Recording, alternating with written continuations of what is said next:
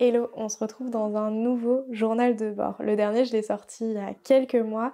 Je parlais dedans de voyager en tant que vidéaste. Si tu l'as pas vu, je t'invite à aller la voir et on est parti pour ce nouveau journal de bord. Pour ceux qui suivent mon travail, vous l'avez clairement compris, je viens de quitter Angers pour Nantes. C'était quelque chose que je voulais faire depuis vraiment longtemps et j'ai osé passer le cap cet été. J'ai donc envie de vous partager mon retour d'expérience quand on est vidéaste, qu'est-ce que ça fait de changer de ville, de changer de territoire. Pour vous resituer, je me suis lancée en tant que vidéaste à temps plein en août 2021. Depuis ce temps-là, je n'ai jamais eu de moment sans contrat. Je n'ai jamais eu de période à vide et je me disais que c'est bon, c'était parti et que je n'aurais jamais de période à vide même si on a toujours la peur qu'il y en ait une. Et pas de chance, la mienne elle est arrivée au moment de mon déménagement. C'est-à-dire que en août et en septembre, je n'ai eu aucun nouveau contrat de signé. J'ai bien sûr des clients avec qui je travaille sur du long terme, donc j'ai encore du travail bien évidemment, je ne suis pas à la porte, ne vous inquiétez pas, mais j'avais envie de parler un petit peu de cette période un peu d'échec en tant que vidéaste. Bah déjà pour dédramatiser en fait et pour dire c'est ok, c'est difficile de passer du devis au contrat signé, c'est difficile de trouver des contrats dans une nouvelle ville où on n'est pas identifié et ça prend du temps. Et c'est peut-être pas quelque chose dont on devrait parler pour mettre en avant son entreprise, mais j'ai envie de vous en parler pour, bah ouais, dédramatiser, vous êtes pas seul.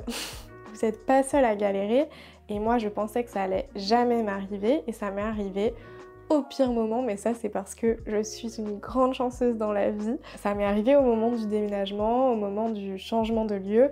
Mes anciens clients n'avaient pas besoin de vidéo. Et ils vont me recontacter sûrement plus tard parce qu'ils sont contents de mon travail, mais en ce moment, mauvais timing, ils n'ont pas besoin de vidéo. Je veux aussi ta casquette. Et tu permets. Prends le temps de te remettre de tes émotions. T'as tout le temps que tu veux.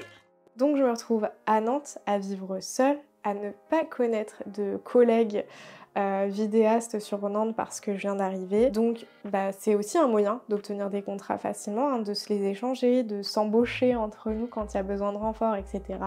Je n'ai pas ça à Nantes et je me retrouve un petit peu seule avec moi-même et à devoir travailler tous les jours juste sur des projets perso et me dire ok, faut maintenir le cap, il faut continuer, crois en toi quoi, parce que c'est le moment où j'ai un ami qui a utilisé cette métaphore, il faut mettre des bûches dans le feu. Et c'est tellement vrai pour qu'il continue en fait. Et c'est le moment où là il faut l'alimenter et il sera encore plus beau après. Et je trouve ça tellement vrai et c'est tellement dur de juste travailler pour soi et c'est ce que je suis en train d'expérimenter en ce début d'année. C'est pas inintéressant mais c'est dur. On doute beaucoup, on a beaucoup le syndrome de l'imposteur. Donc voilà, si vous avez été dans cette situation ou si vous l'êtes, je ne peux que vous comprendre et force à vous.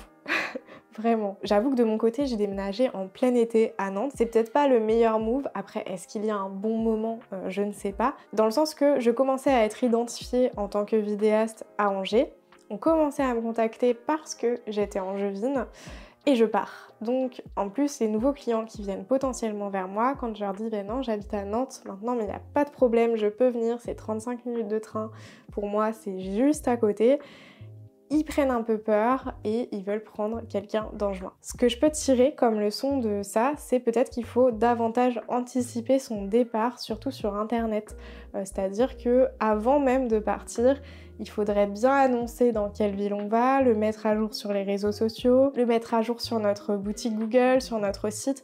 Bref, que quand on commence à faire une recherche sur vous, c'est la bonne ville qui tombe pour pas avoir le même problème que moi. Donc ça, c'est une chose à anticiper que je n'ai pas fait.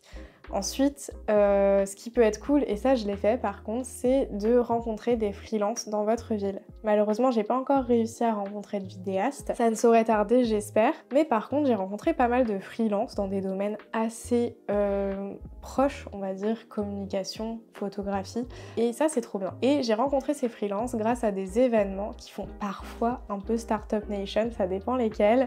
Des événements de café freelance, des événements organisés par des collectifs et en fait des rencontres, des masterclass autour d'un sujet qui va intéresser les freelances. Clairement, en septembre, j'ai fait tellement de coworking, tellement de masterclass, tellement d'événements comme ça. J'étais fatiguée socialement parce que je rencontrais tout le temps des nouvelles personnes, Mais ce travail, il a un but et faut pas le minimiser vraiment. N'hésitez pas à envoyer des messages, à chercher les événements autour de chez vous pour casser cette solitude et ça va peut-être dynamiser aussi votre quotidien de freelance et vous apporter aussi des contrats, on ne sait pas. En parlant de réseaux sociaux, allez vous abonner à mon Instagram et pourquoi pas mon TikTok. J'essaye d'y publier des trucs cool. Comme vous le voyez, je ne suis pas catastrophée de ne pas avoir signé de nouveaux contrats. Et il y a une raison derrière ça, et c'est le deuxième sujet que je voulais aborder avec vous aujourd'hui. C'est le fait, attention, terme très start-upeuse, c'est le fait que je suis une slasheuse. Bon, c'est pas un terme que j'aime beaucoup, mais ce terme me sauve un peu la vie aujourd'hui et je le mets donc à l'honneur. Et oui, parce que je ne suis pas seulement vidéaste, on peut dire que j'ai même 4 métiers, voire 5 si on considère la création de contenu comme un métier. Je suis vidéaste, réalisatrice, créatrice de contenu, enseignante et community manager. Ça fait beaucoup de choses, mais c'est ce qui me sauve aujourd'hui et c'est ce qui me permet de manger. Ah oui, et avec 2 amis, j'ai créé un festival aussi. Ça peut aller avec la création de contenu, je ne sais pas. En tout cas, ce qui me permet de manger aujourd'hui, c'est pas seulement des contrats de vidéo. C'est-à-dire que par exemple, j'ai été démarchée par une école à Lyon et que je vais donner des cours d'analyse filmique. C'est aussi dû à mon savoir-faire théorique en cinéma. Ces 5 métiers, ils me permettent de gagner ma vie, enfin sauf un, YouTube me rapporte aucune thune. Je vous invite à vous abonner pour me soutenir dans la création de contenu parce que ça fait toujours plaisir, même laisser un petit commentaire. Pourquoi j'en parle aujourd'hui? C'est parce que je pensais être capable d'une seule chose, être vidéaste. Je sais écrire des choses simples, je sais les mettre en scène, je sais les filmer, je sais faire une post-production globale, c'est mon métier, je sais le faire. Mais parfois, il faut réussir à voir plus large et à croire en ses capacités et à se rendre compte que on peut gagner de l'argent avec ça. Et c'est pour ça que je voulais vous en parler. En donnant des cours, et donc du coup en m'intéressant à la théorie du cinéma et à l'analyse filmique notamment via mes vidéos YouTube, j'ai pu montrer mon savoir-faire. Cette connaissance du cinéma va me permettre de vivre et avant j'aurais jamais parié là-dessus parce que je me disais que j'étais pas assez forte dans le domaine, qu'il y avait des gens beaucoup plus en capacité que moi et au final parfois il faut réussir à prendre un pas de recul et se dire ok, en fait qu'est-ce que je sais faire? Et concernant les vidéastes, oui, on peut faire des contrats vidéo, mais on peut faire tellement d'autres choses. Déjà, on peut créer son propre contenu assez facilement, ce qui est cool. Être vidéaste, ça veut dire qu'on a une connaissance de l'image, du montage, de l'écriture, de la narration. Et en fait, ça fait plein de choses, des connaissances en communication aussi. Moi par exemple, je travaille beaucoup mon Instagram, ce qui m'a permis de prouver mon savoir-faire en communication et aujourd'hui c'est un savoir que je vends aussi. Et évidemment réalisatrice puisque j'ai un financement pour un film documentaire et je vais pouvoir vivre de ma création et payer des gens aussi, ce qui me fait très très plaisir. Enfin de pouvoir faire ça. Je vous invite, si vous êtes face un peu au mur, tout ne marche pas comme vous voulez, de prendre du recul et de se dire ok, mon métier, finalement, qu'est-ce qui l'englobe et qu'est-ce qui me permet d'apporter aux autres? Et ce que je peux apporter aux autres, est-ce que ça peut me faire vivre? Je vous invite à réfléchir là-dessus.